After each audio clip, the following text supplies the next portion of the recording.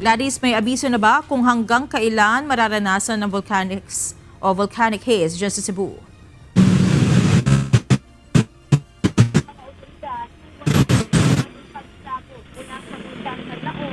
Ay magiging malinaw na o clear mula sa asphalt ang mga akusado nila sa probinsya.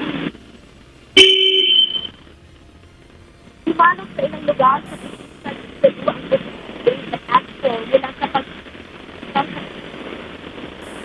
ayon sa Environmental Management Bureau o EMB Central Visayas, ito ay dahil sa direksyon at kondisyon ng hangin na mula sa Negros patungo sa Cebu. Ayon sa ahensya, hindi pa matukoy kung hanggang kailan mararanasan sa Cebu ang pag-ulan ng abo, kaya magpapatuloy ang kanilang pagmomonitor sa kondisyon at galaw ng hangin at kalidad ng hangin sa Cebu dahil sa insidente. Ayon sa ulat ng Cebu Provincial Government, kabilang sa mga lugar na nakaranas ng ashfall ang Toledo City, Aloginsan, Pinamungahan at ilan pang bahagi ng lalawigan.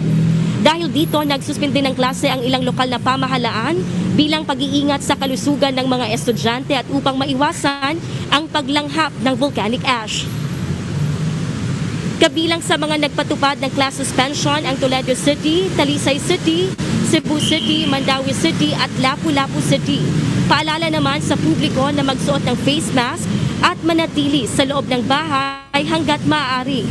Isara ang mga bintana upang hindi makapasok ang abo at takpan ang mga pinagkukunan ng tubig at mga pagkain upang maiwasan ang kontaminasyon.